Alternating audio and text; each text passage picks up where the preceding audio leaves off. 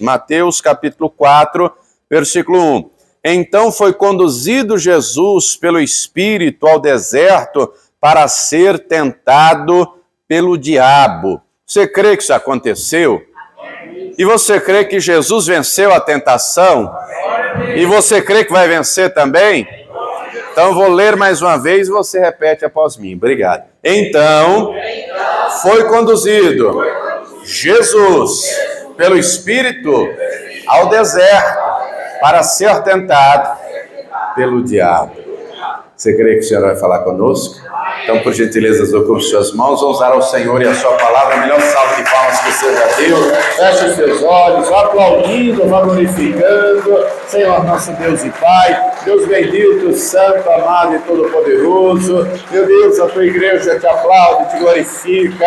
Abra os céus agora e receba o louvor da tua igreja. E por essa mesma abertura, vai derramando a tua graça, a tua bênção, a tua virtude e o teu poder. Ninguém veio aqui ouvir o homem falar, meu Deus. Todos viemos ouvir a tua voz, viemos te adorar, viemos te cultuar, queremos aprender do Senhor. Então que eu diminua, o Senhor cresça, remova toda barreira, todo obstáculo, e envie a tua palavra com poder e autoridade, e que a tua palavra agora vá e produza o resultado para a qual está sendo enviada, em nome do Senhor Jesus. Diga amém, Senhor. Tome teu assento, por gentileza, mas preste muita atenção, não se distraia. Se você trouxe papel e caneta, tome nota do que vai ouvir e aprender. Amém? Muito bem, o texto diz então que foi conduzido Jesus pelo Espírito. Nós vemos na vida do Senhor Jesus, desde o início, que ele é conduzido pelo Espírito. Aliás, havia profecias, se você quiser anotar aí, lá no livro do profeta Isaías, nós encontramos várias profecias, desde a concepção de modo sobrenatural. Isaías 7,14 diz que Deus daria um sinal, uma virgem conceberia e daria à luz um filho, o seu nome seria Emanuel, Deus conosco. No capítulo 11 de Isaías, versículo 2, está escrito que o Espírito do Senhor repousaria sobre ele, o Espírito de conselho, de sabedoria, de inteligência, de temor, de fortaleza. No tempo determinado, um anjo visita a uma moça virgem chamada Maria, anuncia a ela o nascimento de Jesus. Ela conta para o seu noivo, para o José: José, tem uma boa coisa para te dizer, uma novidade. Recebi uma visita, um anjo me visitou e o anjo disse que o Espírito Santo viria sobre mim. Eu fui escolhida por Deus para ser a mãe do Messias. José, eu estou grávida. A moça tinha aí seus 15, 16 anos, o José um pouquinho mais de idade. O José pensou: um anjo te visitou, você está grávida do anjo. E aí o José: eu acho que eu nem casei, mas já fui, chifrado. E aí ele pensa, ele era um homem justo, ele era um homem de bem, ele era um homem de caráter. Se ele denuncia, a Maria seria apedrejada, porque ele nunca tinha tido relações com ela. No entanto, ele pensa: eu vou deixá-la, eu vou me embora. Quando a barriga crescer e descobrirem, pensarão que o filho é meu, no entanto, eu já vou ter ido embora. Quando ele pensa isso, Deus não é Deus de confusão. O mesmo anjo que Deus mandou visitar Maria, Deus mandou visitar o José. E deixou a ele muito claro: José, não tema receber a Maria por tua esposa, porque o que está gerado nela foi gerado pelo Espírito Santo. Nós vemos então, desde antes, o Espírito Santo já agindo. Aí nasce Jesus, aí cresce Jesus, aos 30 anos vai ao Jordão para ser batizado por João Batista, e no texto de Mateus 3, versículo 16, está escrito que, sendo ele batizado, o Espírito Santo veio sobre ele. Ouviu-se uma voz que dizia: este é meu filho amado, em quem tenho prazer. E querido, querida, é após o batismo que o Espírito Santo conduz Jesus ao deserto. Note então que o Espírito Santo vai conduzi-lo do início até o final. Obviamente, tudo isso está escrito para nosso exemplo. Nós temos que deixar o Espírito Santo nos guiar. Nós temos que deixar o Espírito Santo nos conduzir. Está escrito, Romanos 8,16, que o Espírito Santo testifica ao nosso espírito que nós somos filhos de Deus. E eu pergunto, você tem certeza que é salvo? Quem tem, levante a mão. Se você morrer agora, você tem convicção plena de que vai para a glória? Quem é salvo não tem preocupação com a morte, não, irmão. Quem é salvo sabe que não morre mais. Já passou da morte para a vida. Está nem um pouco preocupado. Quem tem a certeza da salvação, quem tem a testificação do Espírito Santo, fala como Paulo falou, para mim o morrer aqui é lucro, eu vou para a glória, eu sei em quem tenho crido. Mas o Espírito Santo testifica a salvação e ele testifica as demais coisas.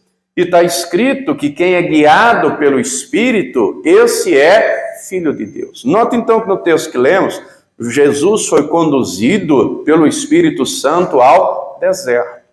E o deserto, não sei se tem alguém aqui do Nordeste, tem algum piauiense aí, ou algum nordestino saiba o que é caatinga, dá para ter uma pequena noção, não é, na caatinga brasileira, o que seja um deserto nessa parte do mundo. Deserto aqui é diferente do deserto africano, que é um deserto de areia. Deserto aqui é pedregoso, é cheio de pedra, é difícil de andar. Deserto aqui, minha gente, tem animais como escorpião, como serpente, é um lugar inóspito. Só que o texto deixa claro que quem conduz Jesus para lá é o Espírito Santo. É necessário então compreender que quando somos de fato filhos de Deus e deixamos o Espírito Santo nos conduzir, nem sempre ele vai nos conduzir conforme aquilo que a gente pensa que seja o melhor, porque ele tem o melhor para nós, ele sabe qual é o melhor para nós e a vontade dele deve ser prioridade na nossa vida. Uma coisa é o Espírito Santo levar alguém ao deserto, outra coisa é a pessoa se enfiar no deserto. Está escrito aqui que o Espírito Santo conduziu Jesus ao deserto. E o deserto para nós hoje representa as lutas, aflições, adversidades da vida. Às vezes tem gente que se mete num deserto. Por exemplo, uma pessoa que não se alimenta direito, só come, por exemplo, muito açúcar, ou muito pão, ou muita massa. É provável que ela vai ter uma doença chamada... Precisa ser médico para saber disso? Acho que não, né? E aí se a pessoa não cuida, depois está diabética, dá para dizer que a culpa é de Deus? Que a culpa é do diabo? Quem foi comer? Ela. Então, é necessário ter discernimento. A maioria dos nossos problemas, nós mesmos geramos. Sabe qual é o nosso problema ainda maior? Que além de gerar os próprios problemas, ainda bota a culpa nos outros. Depois está doente e diz, a culpa foi da minha mulher, a culpa é do meu marido, a culpa é do ciclano, a culpa é do beltrano. Um outro exemplo, pessoa que gasta mais do que ganha, ela ganha um valor, seja quanto for, seja 1.000, 2.000, 10.000, 1.000.000, enfim. Se a pessoa gasta mais do que ganha, um exemplo, se ganha 1.000, gasta 1.500, se ganhar 2, gasta 3. Se ganhar 4, gasta 7, se ganhar 10, gasta 15, assim por diante, o padrão muda. Né? Depois que ela está toda endividada, dá para dizer que a culpa é de Deus? Quem foi gastar? Quem foi o pródigo? Quem foi o esbanjador? E assim no casamento, e assim na vida emocional, enfim. Então é necessário, primeira coisa, discernir. Está comendo mal? Alinha a comida, né? Vai dar uma pesquisada, alinha a alimentação. Está gastando demais? Coloca na ponta do lápis, vamos fazer planejamento, vamos cortar os gastos supérfluos, né? Vamos ajustar o negócio. O casamento vai mal? Começa a mudar o tratamento, o linguajar, senão dali a pouco vira um pé de guerra, briga, contenda, discórdia e vai culminar no divórcio, quando não no homicídio. É verdade ou não é? Veja aí os jornais como estão. Mas muito bem, é necessário então discernir o que eu estou passando hoje. É fruto daquilo que eu fiz ou não? Mesmo que tenhamos todo o cuidado e toda a diligência para fazer tudo certinho, como um Jó, não é? O Jó era um ótimo pai, o Jó era um sacerdote da casa, o Jó era intercessor, o Jó era um bom marido, era um empresário de sucesso, mas mesmo assim não o isentou de passar por um deserto terrível, é verdade ou não é? Em todas as áreas da vida, em todas as áreas da vida. O camarada trabalhou uma vida inteira para ter um patrimônio, da noite para o dia ficou pobre, falido e quebrado. O casamento sólido, arruinado. Os 10 filhos mortos. Uma saúde de ferro destruída, se coçava com caco de telha. Com caco de telha. A situação foi gravíssima. Mas ele vai dizer, eu sei em quem tenho crido. Ele vai dizer, eu sei que o meu Redentor vive e se levantará sobre a terra. Ô querido, compreenda que o diabo só age até onde Deus permite. E Deus vai permitir. Deus é pedagógico. Só que Deus não permite além das suas forças. Na vida de Jó, Deus estabelece um limite. Toque em tudo que ele tem, não toque nele. Nele não podia tocar. Aí o diabo vem de novo, Deus aumenta o limite, toca nele, mas não tira a vida dele. Deu para entender? O diabo só vai até onde Deus permite. Deus queria dar um tapa na cara do diabo sem mão, e deu um tapa na cara do diabo com a vida do Jó, porque Deus conhecia o coração do Jó, Deus sabia até onde o Jó aguentava. Logo, diga para a pessoa que está do teu lado, Deus sabe até onde você aguenta, Deus conhece o teu coração, Deus sabe o tranco que você suporta, então não murmure, então não reclame, então acredite, Deus está no controle da minha vida, e se não está, entregue, e diga, Senhor, me ajude a vencer, me dê sabedoria, entendimento, eu quero o Senhor me conduzindo. Muito bem. O Espírito Santo conduz Jesus para ser tentado. Tentado é diferente de ser provado. Deus é quem prova. Eu acho que todo mundo aqui já foi na escola, não é? Você vai na escola, no curso, na faculdade, o professor ensina, não é? E aí ele vai falando. E via de regra é bom levar um caderno e uma caneta para anotar, não é? Por quê? Vai chegar o dia da prova. No dia da aula o professor fala, explica, tira dúvida, mas no dia da prova, ó, porque no dia da prova você tem que mostrar que aprendeu. No dia da prova você tem que colocar a prática em ação. E na escola, quando não é reprovado, nós temos hoje uma aberração no sistema público de educação, do ensino fundamental e médio do nosso estado, que é um tal do negócio de uma progressão continuada. Sabe o que é progressão continuada? É o aluno que começa do primeiro ano ao último ano, só reprova por falta. Mesmo que ele tenha 0 em tudo, se ele não faltar, o conselho aprova. E aí cria-se a figura do analfabeto funcional. O analfabeto funcional é uma pessoa que ela terminou o ensino médio, antigo 2º grau, mas ela não sabe preencher uma ficha. Ela não sabe o que é nacionalidade. Ela não sabe o que é naturalidade, ela não sabe qual é o órgão expedidor do seu documento de identidade, coisas elementares, coisas básicas. E o nosso Estado, infelizmente, e o país de maneira geral, infelizmente padece, né, com esse mal. Aí chega na faculdade, e eu falo porque eu presenciei isso, uma professora mestre em Direito, dando aula de História do Direito, eu perguntei, professora, quem botou fogo em Roma? Ela disse, semana que vem eu respondo. O nosso direito vem do direito. Ela é mestre. Como que ela chegou ao mestrado e não sabe algo tão básico, tão elementar? Não é? Só que no ensino público da escola secular vai empurrando. Quem está entendendo até aqui, diga amém. Amém. Com Deus não vai empurrando, não. Se ele deu a prova, não foi aprovado, diga para a pessoa que está ao teu lado, vai vir prova de novo, irmão. Vai vir prova de novo. Mas quem prova é Deus, no intuito de ser aprovado. E se não foi aprovado, prova de novo. E aí tá cheio de gente que não sai da prova nunca. Diga para a pessoa que está lá, para de ser repetente, irmão. Está na hora de aprender, né? Está na hora de entender as coisas. Está na hora de aprender para passar para o próximo nível. Que a próxima prova vai ser mais difícil. Vai, pastor? Vai! Quem diz para você que não? Claro que vai.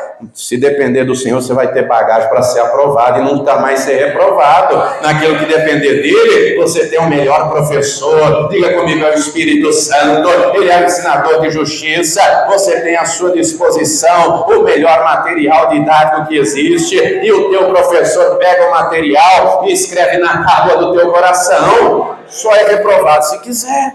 O professor está junto o tempo todo para ajudar. Logo, Deus espera que sejamos aprovados. Então, prova ou provação é diferente de tentação. Deus prova no intuito de aprovar. Deus prova no intuito de fortalecer a nossa fé. No intuito de desenvolver em nós dependência dEle, comunhão com Ele, intimidade com Ele. Salmo 37:2, Salmo 37:5, aliás, vai dizer, confia no Senhor, entrega o teu caminho a Ele e Ele tudo fará. Ele tudo fará. Agora é diferente da tentação, porque quem tenta é o tentador. Quem tenta é o diabo. Na prova, o objetivo é fortalecer a nossa fé. O objetivo é nos aprovar, é nos aproximar mais do Senhor. Agora, na tentação, Quem tenta é o diabo. Deus não tenta ninguém. E o diabo tenta no objetivo de derrubar. O diabo tenta no objetivo de passar uma rasteira e deixar a pessoa no chão. Esse é o propósito dele. Ele vem para matar, roubar e destruir. Logo, nós temos que ter entendimento. Nós precisamos ter discernimento. E quem é que nos dá o entendimento e discernimento? É o Espírito Santo.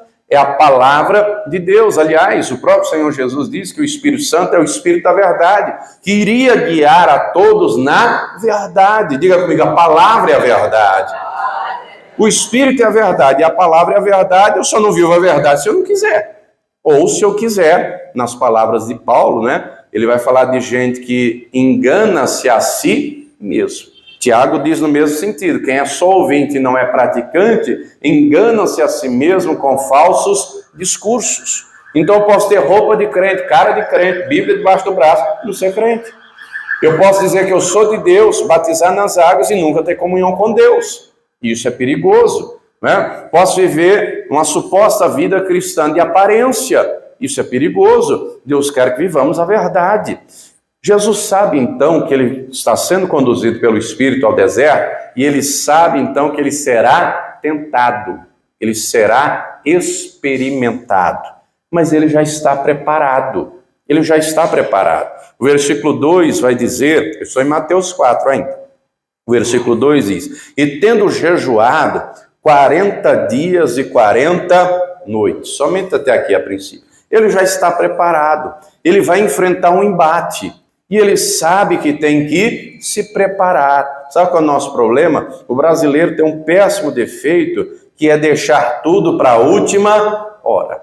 Não é? O nosso país, de maneira geral, as pessoas deixam tudo para a última hora. Na vida cristã, a gente não pode deixar as coisas para a última hora. Nós temos que nos preparar antes. Tem que jejuar antes, tem que orar antes, tem que meditar na palavra antes, tem que buscar a Deus, tem que se preparar, tem que se encher do Espírito Santo, porque os embates da vida vão vir, as aflições da vida vão vir. O diabo, que é nosso adversário, deixa marcado aqui que já voltamos, primeira carta de Pedro, capítulo 5, ele virá, logo temos que nos preparar. Primeira carta de Pedro, capítulo de número 5.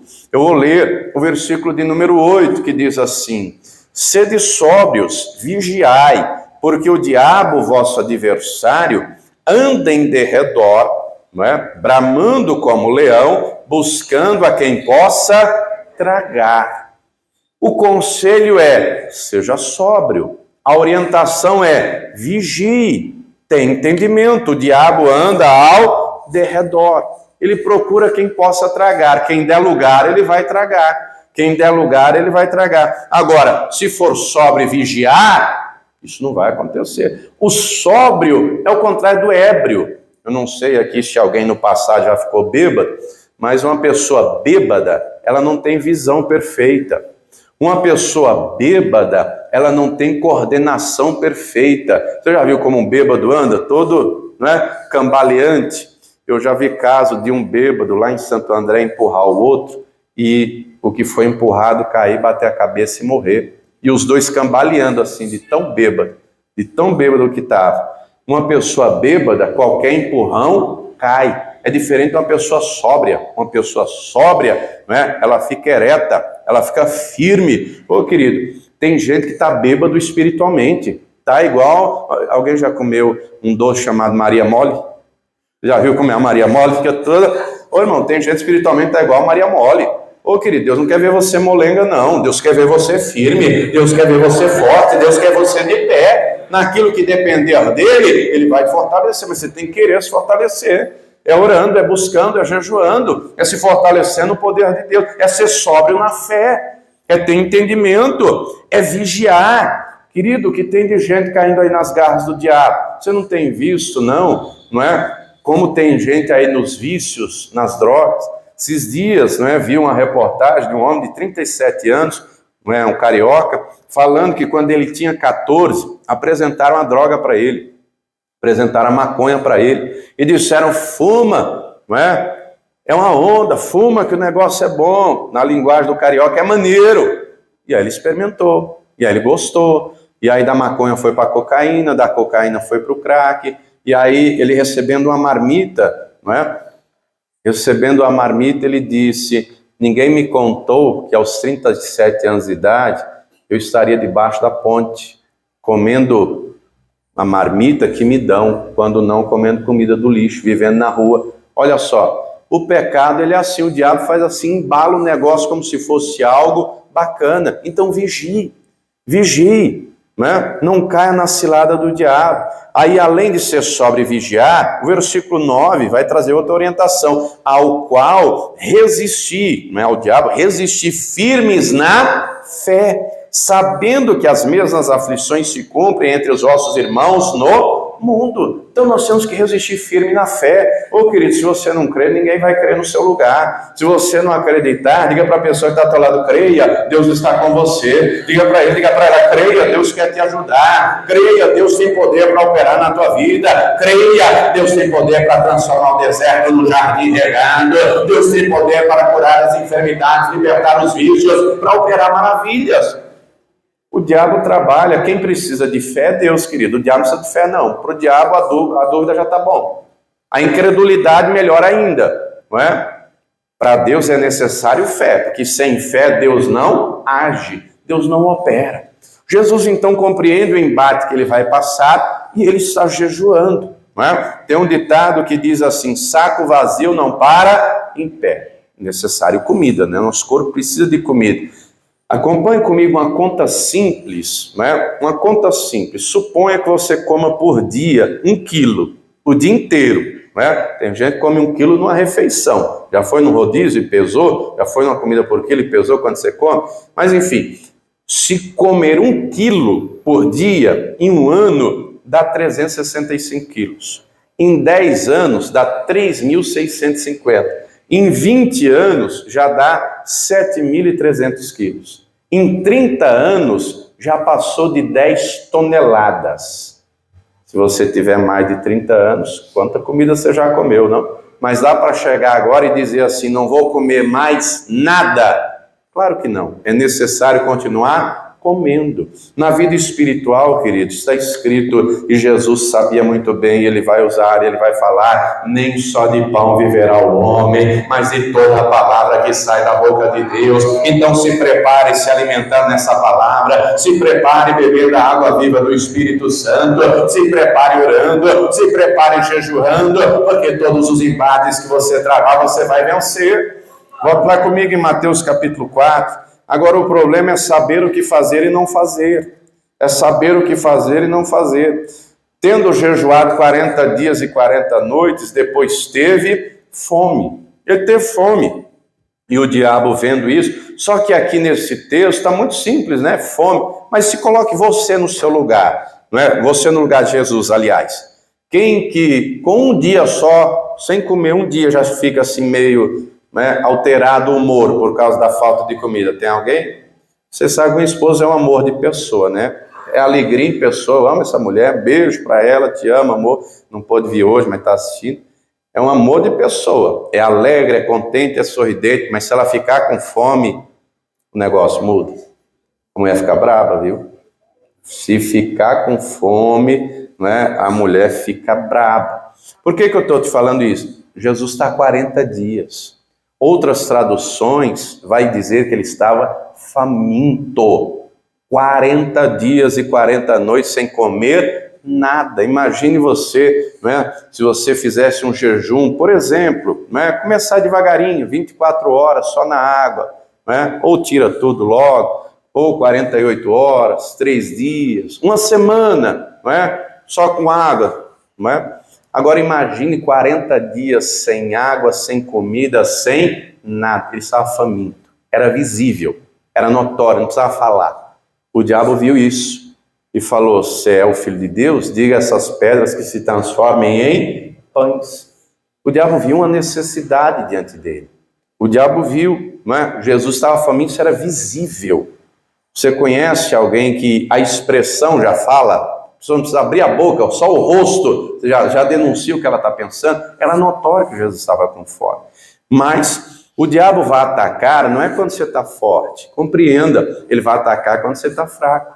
Ele não vai atacar quando aparentemente você está bem. Ele vai procurar um momento, porque ele é a serpente, ele é o escorpião, ele não é o dragão, ele vai procurar um momento para atacar, para dar o bote, para querer derrubar. Aparentemente é um momento de necessidade. Aparentemente Jesus está fragilizado. É o que parece. Mas nem tudo o que parece é. Jesus estava jejuando, é verdade. Ele estava com fome, é verdade. Mas ele não vai cair na tentação do diabo, coisa nenhuma. Querido, não caia na tentação do inimigo. Diga para a pessoa que está do teu lado, vigia, meu irmão, abre o teu olho. Vigia, não caia na cilada. Tome posse dessa palavra. Tem gente que por isso já cai na tentação. Tem gente que por isso já fala besteira, já faz besteira, já vai onde não deve. Irmão, o diabo vai te atacar com aquilo que te seduz. Não pense você que o diabo vai te atacar com aquilo que não te seduz. Se o que seduz alguém é bebida, não pense que o diabo vai atacar com outra coisa, vai ser com a bebida. Se o que seduz é dinheiro, o diabo não vai trazer droga, né? Porque o que seduz a pessoa é dinheiro. Se o que seduz é mulher, é homem, sei lá, o diabo vai trabalhar para apresentar aquilo que seduz. Jesus vence. Está escrito, nem só de pão viverá o homem. Diga para a pessoa que está ao teu lado, se alimente dessa palavra, viu? Se alimente dela todo dia, se alimente dela frequentemente, constantemente. O diabo faz outra tentação, então. Leva o Senhor num lugar bem alto, 30 metros de altura, o pináculo do templo. E diz, é na palavra? Conheço a palavra. Está escrito que Deus vai dar ordem aos seus anjos para te guardar, para que você não tropece em pedra nenhuma. Atira-te daqui abaixo. Deus vai te guardar. Note que o diabo está usando a palavra. Salmo 91, versículo 11. E ele conhece essa palavra, viu? E tem muita gente aí que o diabo bota no bolso, infelizmente. Nos dias, então, que temos de internet, tome cuidado com o que você vai ver na internet. Tome cuidado com o que você vai assistir na televisão. Porque a palavra avisa dos falsos mestres, dos falsos pastores, dos falsos apóstolos. Está cheio de gente aí, nas palavras de Paulo, segundo aos Coríntios 11, obreiros das trevas, servos do diabo ocupando púlpitos, distorcendo a palavra, distorcendo o evangelho para trazer maldição na vida de quem der crédito e obedecer. Tome cuidado, viu? Tome cuidado, está cheio de gente aí distorcendo o evangelho. Paulo diz na carta aos Gálatas, ainda que eu mesmo, ou um anjo do céu vos anuncie outro evangelho, além desse que eu já falei, seja anátema, não dê crédito. Nós temos que conhecer a verdade do evangelho. Amados, o orgulho é o primeiro dos pecados, é o pai dos pecados. O orgulho é o primeiro, porque surgiu primeiro no coração do diabo. Ele queria ser igual a Deus. Quando ele propõe a Jesus se lançar dali abaixo, você já viu aqueles shows, pelo menos na televisão, que o artista, por exemplo, sobe lá de um elevador e aparece no palco e soltam lá os fogos. Quando não, ele desce assim, pendurado em cordas, e aí solta os fogos, aquela coisa toda. Ou cai do helicóptero assim, baixa assim, uma escadaria e desce lá o artista. Está entendendo? É mais ou menos isso que o diabo está propondo. Todo mundo vai te ver e vai, te aplaudir. O ego, o orgulho. E tem gente que por menos cai no ego, no orgulho. Diga para a pessoa que está ao teu lado, guarda seu coração, querido. Guarda seu coração. Está escrito, não tentarás ao Senhor, teu Deus. Não tentarás. Esses dias uma moça, jovem, 20 e poucos anos, diabética, inventa de comer um bolo inteiro. Diabética. Sabendo que faz o acompanhamento, tratamento, se inventa, não vou comer, não tem problema não, foi parar na UTI. Aí a culpa é de Deus? A culpa é dela que assumiu o risco. Uma coisa é você não saber, Uma coisa é não saber, outra coisa é saber e fazer. Deus avalia a intenção do coração, a intenção do coração. O diabo então estava trabalhando no ego, mas o Senhor não caiu, porque é Ele que ensina, dizendo, aprendei de mim que sou manso e humilde de coração. Querido, o diabo trabalha no ego, mas Jesus é humilde de coração. Diga para a pessoa que está do teu lado, deixa Ele trabalhar no teu coração, deixa o Espírito Santo trabalhar, porque o Senhor se humilhou a si mesmo, foi obediente até a morte de cruz. Ele é fiel, Ele é poderoso. O diabo então vai usar um outro tipo de tentação, mostra as riquezas do mundo. Ô, querido, o que tem de gente que cai nisso? O que tem de gente? Já ouviu falar em jogo de Mega Sena? Loto, quina, né? Vez por outra eu tenho aqui uma lotérica, depositar um dinheiro para minha mãe, alguma coisa do tipo. Aí tem lá, na lateral assim das casas lotéricas, o painel tá lá. Mega Sena acumulada, 100 milhões. Loto, 70 milhões. E um monte de gente, vejo lá, um monte de gente. Joga aí, joga aqui, joga por lá. O que é isso na prática? Ganhar dinheiro fácil. Você joga, sei lá, 5 reais, 10, 15, sei lá quanto é que é o jogo, que eu nunca fiz na minha vida. E vai ganhar 1 milhão, 2, 10, 50. Dinheiro fácil. O diabo trabalha na ganância. O nosso país, o que tem de golpe, porque o golpista aprendeu que tem gente que é gananciosa. Tem um produto que vale 1.000. Compre comigo, você compra por 500. Aí a pessoa, vou comprar pela metade do preço. Ué, pela metade do preço? Ô, irmão, hoje você tem aplicativo, não é? Nunca ouviu falar em Buscapé, não? Quer comprar um celular? Bota no Buscapé. Ele compara todas as lojas. Você já vai ter uma média de preço. Seja o que for, seja um celular, uma televisão, uma geladeira, qualquer coisa. Você vai ter uma média de preço. Se o negócio está muito abaixo, é golpe. Quem está entendendo, diga glória a Deus. O diabo, então, trabalha na ganância. Compreenda que não é problema o dinheiro, tá? Diga para a pessoa que está falando, Deus quer que você tenha muito dinheiro, tá bom? E se você trabalhar, você vai ter. Porque a promessa de Deus é abençoar o trabalho das suas... Deus não vai abrir o céu e mandar dinheiro do céu, não. Deus vai dar sabedoria, Deus vai proporcionar meios, Deus vai abençoar o trabalho das tuas mãos. Esses dias atrás eu vi a lista de milionários da Forbes, quase 90% das pessoas ricas chegaram lá por esforço próprio, pelo próprio trabalho. Começaram de baixo e foram trabalhando e sabendo administrar, não é? Porque é outro problema, gente que ganha e não sabe administrar o que tem, já falamos no início, né? E aí chegaram lá por esforço próprio. O diabo vai trabalhar para querer apresentar facilidade. Não, se você só fizer isso, você ganha 10 vezes mais. A ideia do roubo, do furto, não é? Por isso que a palavra proíbe de maneira clara, é mandamento, não roubar, não furtar, é tomar aquilo que é do outro. E nos nossos dias, além de roubarem, por exemplo, um celular, ainda matam por causa de um celular, sim ou não? Por causa de uma moto, por causa de um carro, por qualquer coisa. Veja a tamanha maldade, querido. Deus quer abençoar a obra de suas mãos. Talvez você esteja num deserto financeiro. Diga para a pessoa que está do lado, Deus quer mudar essa história, viu? Em nome de Jesus, Deus vai operar e Deus vai mudar. O Espírito do Senhor vai te ajudar. Ele ajudou o José, ele vai ajudar você também. O José atravessou um deserto violento, um deserto na família, um deserto emocional. Acusaram ele de crime que não cometeu. Ele foi lançado na cadeia, mas ele permaneceu fiel ao Senhor. No tempo certo, o Espírito Santo vem sobre ele, dá sabedoria, dá entendimento, Deus tira ele da prisão, ele se torna governador, a vida dele muda em todos os sentidos. Diga para a pessoa que está atrás, Deus vai te tirar desse deserto, Deus vai mudar a tua história, creia nele, confie nele, seja fiel a ele, não negocie os valores do Senhor. O José não negociou. A esposa do Potifar tentou, deite-se comigo. Ele falou, não posso pecar contra Deus, nem contra seu marido que confiou em mim. Preferiu ser lançado na cadeia injustamente do que ceder ao pecado. Quantas vezes você cede ao pecado porque é mais fácil? Quantas vezes cede à tentação porque é mais conveniente?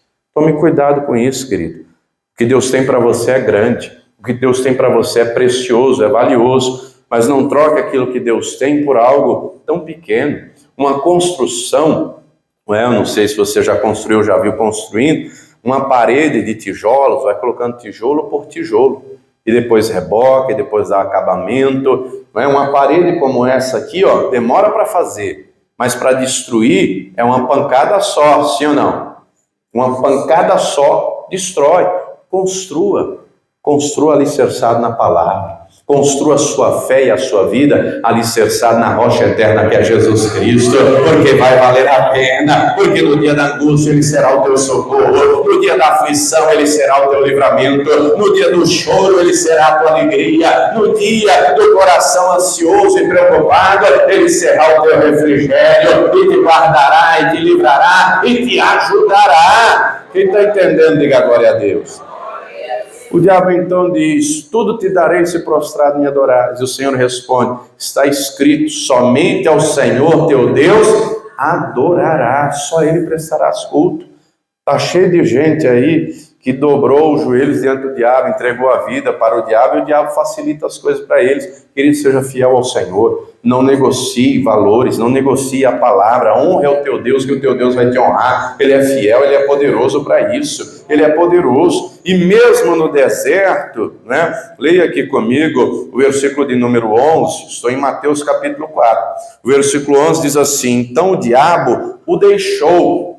No mesmo texto de Lucas 4, vai dizer até ocasião oportuna. Mas em seguida diz assim: eis que chegaram os anjos e o serviram. Ele estava no deserto, mas ele não estava só nem desamparado, ele foi servido porque o Senhor estava com ele. Ô querido, o Todo-Poderoso está com você. Diga para a pessoa que está lá: não murmura, não reclama, porque murmurador não sai do deserto, murmurador morre no deserto, e deserto é lugar de passar, não de permanecer. Talvez você possa estar hoje no deserto, seja ele na saúde, sentimental, financeiro, no casamento, não sei, não murmure, que é o que o diabo quer. O diabo trabalhou na vida do Jó com o intuito do Jó blasfemar. O diabo trabalha aqui para derrubar Jesus. Você acha que ele não vai trabalhar contra a sua vida, a minha vida? Claro que vai. Não murmure, não reclame, tenha entendimento. Deus está no controle da sua vida. O diabo não é maior do que o nosso Deus. Compreenda, o deserto de hoje é a bênção de amanhã, é a terra prometida de amanhã. O problema de hoje vai ser o testemunho que você vai contar amanhã. A luta de hoje vai ser a vitória de amanhã. Olhe desse jeito, olhe por essa perspectiva. Entenda isso, não é? Já enfrentei diversos desertos na vida. Quando, não é, vocês conhecem o testemunho, um ou outro pode ser que não saiba, quando aconteceu um acidente comigo, com a minha esposa, que ela perdeu a perna, foram semanas terríveis, de choro, de angústia. O médico disse, né, a direita já amputou, a esquerda talvez vai amputar, o rosto nem cirurgia plástica resolve, nunca vai ser mãe. O negócio foi feio. Quando eu a vi, o baque foi grande. Eu vi, ninguém me contou, eu estava na hora do acidente, eu fui depois no hospital. Chorei, mas eu me apeguei na promessa que Deus me fez. Ô querido, quem tem uma palavra de Deus tem tudo. Eu me apeguei naquela palavra, o Senhor me disse que ela seria a mãe dos meus filhos, eu nem casei, eu tenho que casar, eu tenho que ter filhos, e Deus operou. O deserto foi grande, choramos, mas foi chorando e dando glória a Deus, foi chorando e foi crendo, e deixando o Espírito Santo guiar, e casamos, e temos 3 filhos, e hoje um testemunho para glorificar o nome do Senhor, e assim vai ser na tua vida. Não murmura, não reclama. Pastor, eu estou doente hoje, meu Deus vai me curar. Pastor, eu estou endividado, Ele vai te prosperar para você ter dinheiro em abundância. Pastor, minha família está em pé de guerra, sua família será uma bênção. Não murmure, declare. Depois você lê lá o texto de Números 13 e 14, Deus prometeu à turma sair do Egito e ir para a terra prometida. Deus manda eles irem, não é? Um de cada tribo, 12 irem na frente, fazerem uma inspeção, uma vistoria e trazerem um relatório. Todos dizem a terra boa, todos dizem mana, leite e mel, trouxeram fruto, né? Você sabe que aqui a gente come um cacho de uva pequenininho, um palmo, você segura assim na mão. Lá em Israel até hoje, as uvas são do mesmo tamanho, mas os cachos são, ó, dessa altura, gigantesco, cacho imenso com um monte de ramificação. 2 homens trazendo um cacho de uva atravessado com uma vara assim, ó, carregando. Deus mostrando para eles: olha o que eu tenho para vocês. Deus prometeu: vocês vão ter terras, vocês vão ter casas, vocês vão ter uma terra abençoada. Deus deixa claro, através dos espias, que lá tem gigantes, haveria gigantes. Mas eles já tinham matado o gigante, minha gente. Se você ler, não é, por exemplo, em Deuteronômio 4, quando eles saem sentido Canaã, eles vão enfrentar um rei chamado Og. O cara tinha 4 metros de altura. 4 metros. Era maior que o Golias. Deus deu vitória para eles, porque eles lutaram. Querido, aquele que começou a boa obra, ele vai aperfeiçoar. Diga para a pessoa que está ao teu lado: para de ser molenga, para de reclamar, para de dar desculpa. Deus não gosta de gente que tem síndrome de tadinho, não. Mas ele vem e diz, eu vou ser com você, e você vai vencer. Não foi o que ele disse para o Gideão? O Gideão tinha um síndrome do coitado, a estima lá na sola do pé. Eu sou o menor, da menor casa, da menor tribo, da menor família, mas o Senhor diz, porque eu serei contigo. Você vai ferir os filisteus, você vai ferir o inimigo, como se fosse um só homem, e o Espírito Santo veio sobre ele, e deu vitória, e querido, o Espírito Santo está com você. Creia, declare, profetize. Dos 12, 2 creram, 2 vão declarar, eles são o nosso pão, saiu deles o amparo, Deus é conosco. Se o Senhor se agradar de nós, nos dará vitória. Como é que o Senhor se agrada de nós? Com fé. Eu tenho que crer, você tem que crer. Deus exige fé, o diabo não exige nada, não. O diabo não exige nada. Aliás, o diabo diz, faça o que você quiser. Com o diabo não tem regra para nada, faça o que você quiser, faça o que sua carne desejar. Com o diabo é assim, com Deus tem que ter fé. Com Deus tem que ter obediência, com Deus tem que ter santidade, porque sem santificação ninguém verá a Ele. Com Deus tem que ter prática da palavra, com Deus é vida de oração, com Deus é vida de jejum, com Deus a porta é estreita. Quer, não quer? Vai para o outro lado então, não é? Simples assim. Simples assim, o dia da prestação de contas está chegando. Ô irmão, Deus tem para mim e para você uma vida vitoriosa nessa terra. Para de reclamar, para de murmurar e acredite, eu vou lutar, eu vou vencer, porque o Senhor é comigo, Ele me dará a vitória. E hoje eu vou ser revestido pelo Espírito Santo, a minha vida vai mudar. Esse deserto se tornará no jardim regado e eu vou vencer e vou estar a eternidade inteira com Ele. Se você não crê, ninguém vai crer no seu lugar, querido. Assuma uma posição de fé, assuma uma posição, Deus está com você. O texto vai dizer aqui então, né, Mateus 4:11, que os anjos o serviram. O Senhor não está desamparado, mesmo jeito que você não está desamparado. O Todo-Poderoso está com você. Se você ler o texto de Lucas, capítulo 4, versículo 14, vai dizer que depois da tentação, ele foi conduzido pelo Espírito ao deserto. Depois da tentação, está escrito que Jesus, no poder do Espírito, foi para a Galileia. Ele entrou no poder do Espírito e venceu. Diga para a pessoa que está lá, você vai vencer também, viu? Você vai vencer, mas não é com as suas forças, não. É no poder de Deus. Não é com a tua mão e do teu jeito. É o Espírito Santo agindo na tua vida. Ele vai operar e ele vai mudar essa história. Isaías 58, vá lá comigo. Querido, querida, vivemos em dias difíceis. O inimigo está aí, ele não está para brincadeira. Vivemos em dias em que já tem marcha para Exu na Avenida Paulista.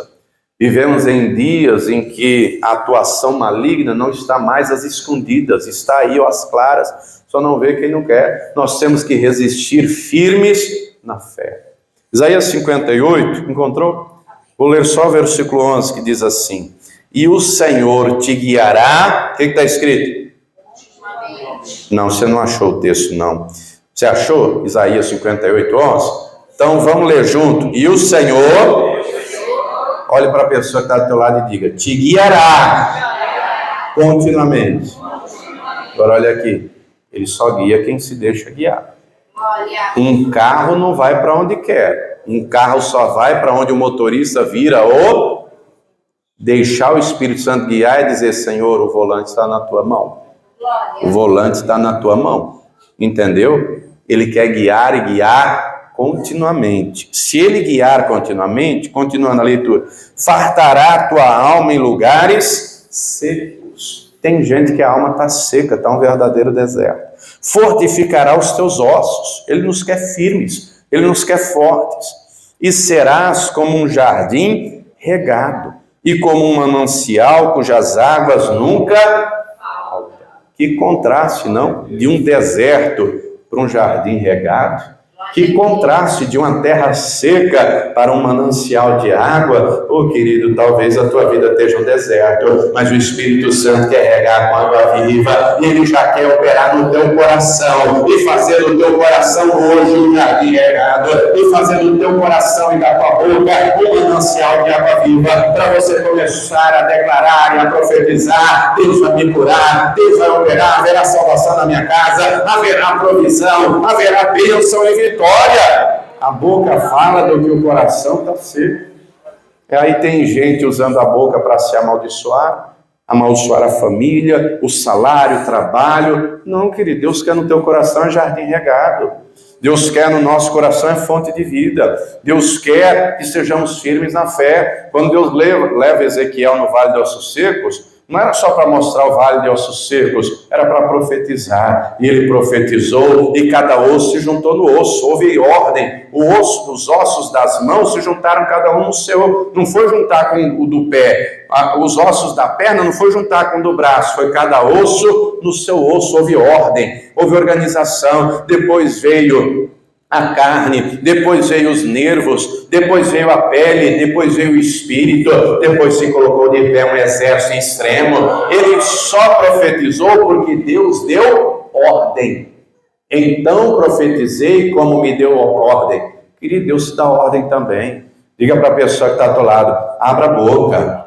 Diga para ele, profetize vida, profetize saúde, profetize profissão, profetize que o Senhor estará contigo continuamente, profetize que você vai estar com a alma saciada e suprida pela presença do Altíssimo, profetize que você não vai mais cair, mas você vai estar fortalecido, profetize o deserto ficará para trás e será transformado em jardim regado, profetize da tua boca sairá um manancial de água viva.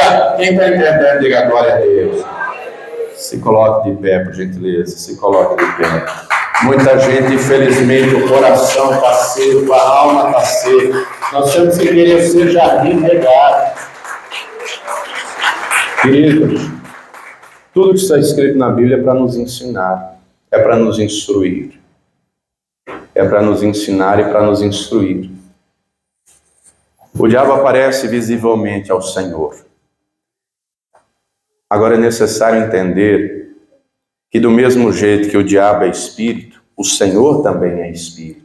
O Espírito Santo habita em nós. Ele nos dá discernimento. Ele nos mostra os laços, as ciladas, as escolhas erradas. Quando deixamos Ele de fato nos guiar, Ele nos guia na verdade. Quando estamos diante de uma decisão, Ele vai dizer, é essa aqui. Quando a palavra diz lá em Deuteronômio, coloco diante de você a vida e a morte, a bênção e a... Ele dá a resposta para que não haja erro. Escolha a vida, escolha a bênção. Ele dá a resposta. Quando deixamos Ele guiar, Ele conduz. Ele guia, Ele orienta. Peça para Ele te guiar em todas as áreas da vida. Agora, não tem como ensinar quem já sabe tudo. Você já tentou ensinar alguém que já sabe tudo? Difícil, né? Às vezes a pessoa está fazendo errado, está se arrebentando, mas ainda acha que está certo. É difícil lidar. Quando é uma criança, se dá um desconto, né? Se dá um desconto. Eu trabalho muito com os meus filhos, trabalho muito, repito muito, né? Que eu tenho que falar uma vez só. Repito muito com eles. Quando eu falar, faça. Obviamente que tem que estar sempre repetindo. Mas trabalho isso com eles. Eu tenho que falar uma vez só. Falei, já obedece. Falei, já faça. Vez por outra, né? Acontece de mesmo falando ainda fazer errado. Vou lhe contar aqui um exemplo rapidinho. Quando a minha filha mais velha, que tem 14 anos, tinha 5, ela via, ou eu, minha esposa, no fogão fazendo alguma coisa, e ela via a chama do fogo, chama azul, ela vinha com o dedinho querendo tocar no fogo, na chama. Várias vezes, ou eu, minha esposa, não, Gabi, não toca não, se afasta, vai machucar. Mas direto, vez por outra, estava lá, ela vinha com o dedinho assim, vinha como quem não quer nada, como se a gente não estivesse vendo. Aí um belo dia eu falei, hoje ela vai aprender. A gente fala, já falei tantas vezes, mas não aprendeu ainda. Aí um belo dia eu vi que ela estava vindo, se aproximando, eu vi ela estendendo a mão, e eu dei um de João sem braço. Fiz de conta que não estava nem vendo. Fiquei lá mexendo na panela, eu deixei ela enfiar o dedo, para ela aprender, para ela entender que o que eu e a mãe dela falávamos era para o bem dela. Mas ela teve que passar pela dor para poder entender. Eu deixei. Obviamente que depois liguei a torneira, né? Coloquei o dedinho dela. Quando ela colocou o dedo, aí eu falei, ai, Gabi, você tá aí? Por que você fez isso? tá doendo, ai, tá doendo. Eu falei, olha, fogo queima. Você entendeu o que queima? Eu entendi. Eu liguei a torneira, passei hipoglose, nunca mais ela colocou o dedo. Ô, irmão, se for o caso, Deus vai te deixar chorar, viu? Ouça, obedeça. Está escrito, hoje, quando ouvires a voz do Senhor, não do Espírito Santo, não endureça o teu. Sabe qual é o problema? Ouve, é mais um culto, é mais uma palavra, é mais uma campanha, é mais. Vai continuar no deserto até quando? A turma que saiu do Egito era para ter feito uma trajetória de 40 dias. Por causa da incredulidade, desobediência, rebeldia, se tornou 40 anos. Querido, deserto é lugar de atravessar, não de permanecer. Deserto é para ser ensinado, é para ser instruído, é para contemplar a provisão, a proteção, a bênção do Altíssimo. Não é lugar de permanecer. Deus quer que o deserto se torne em jardim regado. Nós temos que querer também. Em primeiro lugar, tem que ser aqui dentro.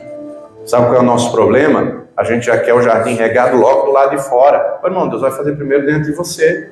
É primeiro dentro aqui, primeiro no coração, depois do lado de fora. Quer que o marido mude se você não mudou ainda? Quer que a mulher mude se o teu coração não mudou ainda? Quer que as coisas à volta mudem se você não deixou nem o Espírito Santo trabalhar no seu coração ainda? Como é que você quer que ele faça do lado de fora o que não fez no seu coração? Como é que você quer um jardim regado na sua casa se não há um jardim regado no seu coração? Eu entendi isso, querido. Aqui dentro tem um jardim regado. Aqui dentro tem um bosque. Aqui dentro tem um pomar. E eu rego todo dia. E eu rego todo dia. E eu rego com a água viva do Espírito Santo. E a cada dia vai crescendo, porque eu vou me alimentando da palavra. E a cada dia o Senhor fortalece os meus ossos. Tem luta? Tem. Você não faz ideia. Luta pra caramba. Tudo que é área. Mas cada luta se torna em vitória, porque eu não olho mais para a luta em desespero, em angústia. Quando ela vem, se apresenta, eu já digo, vai ser testemunho em nome de Jesus. Já profetizo, a cura vai chegar, a provisão vai chegar, a vitória vai chegar. E oro por isso, e clamo por isso, e jejuo por isso, e persevero, e Deus honra. Deus vai te honrar também. E eu pergunto, você crê nisso? Você crê que o Senhor quer fazer na tua vida um jardim regado?